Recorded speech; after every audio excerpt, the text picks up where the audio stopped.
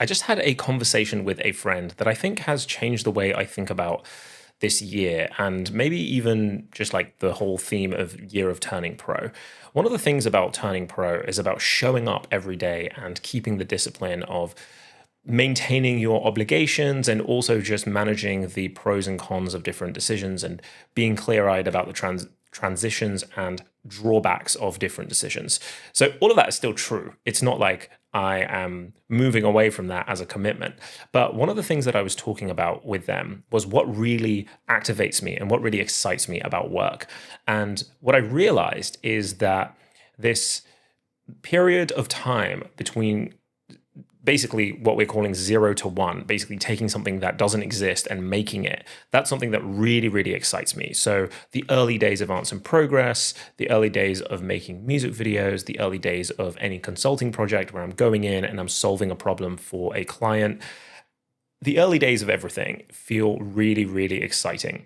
And then once you get past that and you get into the maintenance stage or the more incremental stage of growth or improvement, that's when I feel like I really lose my momentum.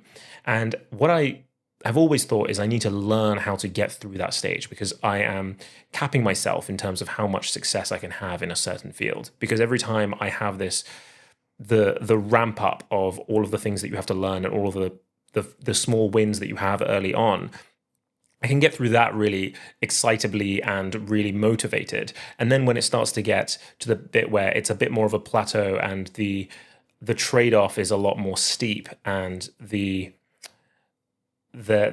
a plateau basically, and you don't have the same risk to reward, I guess, in the different tasks that you're doing, and it feels a lot more incremental. That period feels a lot less exciting. And so for me, it's always been the first couple of years of anything that I do, I'm really excited about. You're learning new skills, you're growing loads, and the the early stages of chaos and being scrappy and all of that is really, really something I love and I thrive in. I really do think that I am excellent in chaos and brilliant in a crisis. And then outside of that, when it's a period of calm, that's when I really start to falter, which is kind of weird because most people are the opposite, I feel. And one of the things I've always thought is I just have to try and learn how to operate at a high level in periods of not crisis, periods of ease. And what my friend was saying is that what if you just tried to configure your endeavors, the things that you are pursuing, in a way where the gradient is steeper. So let's say the first 2 years of something are going to get me here, but what if I chose an endeavor where the first 2 years gets me here? And so the gradient is much steeper, and I pick things that get me there much faster.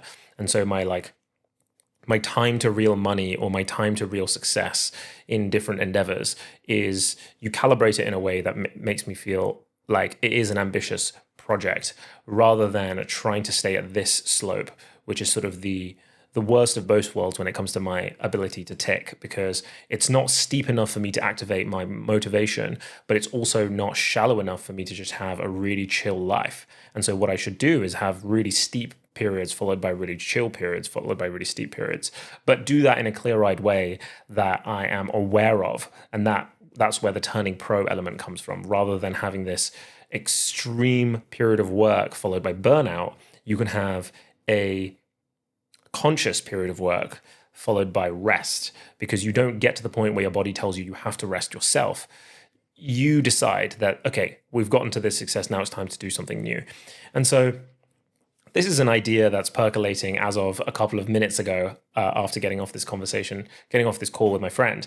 But I think it might be something that I should really think about, because it's kind of from the startup world, but this idea of going from 0 to 1, having nothing and then creating something, that is a completely different skill to scaling something that already exists or building and growing something that already exists.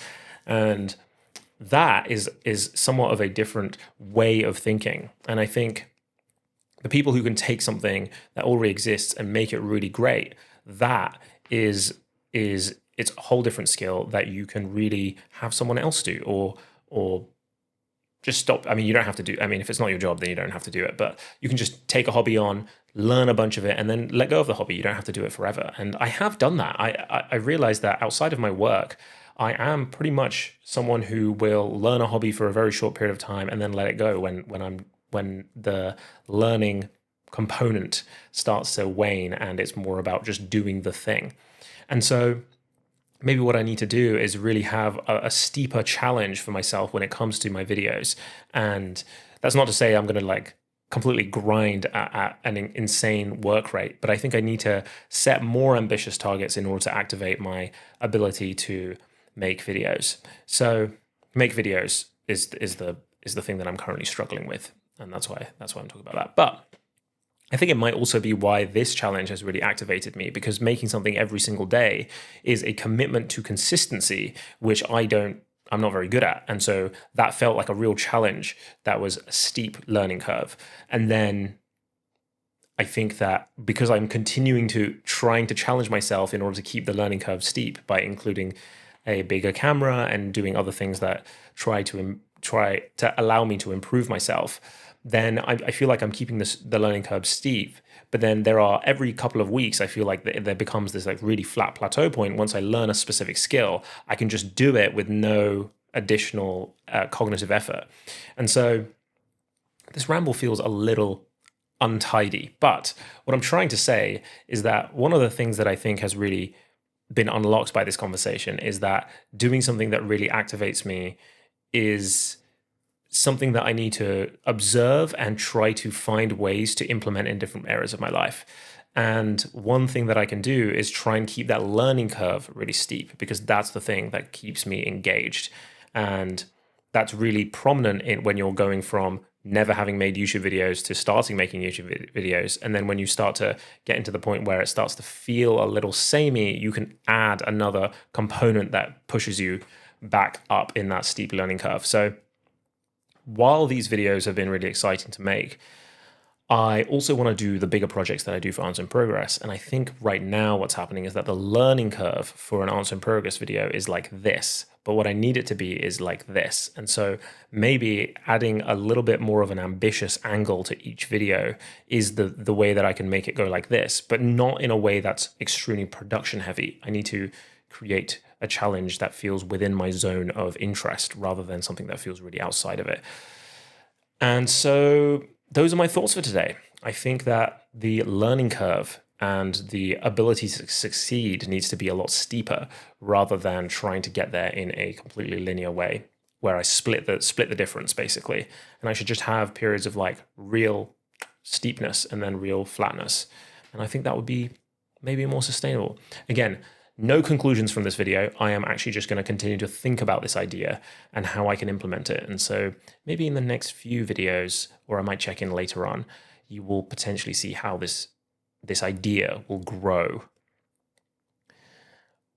One thing I am thinking of, I was going to wrap up the video, but one thing I was thinking of is that this does really connect to my productivity crop rotation. And if you didn't watch that video, basically every couple of weeks or every couple of months, I change my productivity system, my to-do list system, my calendar system completely. And what that does is it gives me this novelty of learning a new way of working, which continues to keep me motivated to adhere to the system. And so the novelty is something that I think I need to build into all of this. And I think that's what a steep learning curve does for me. Novelty.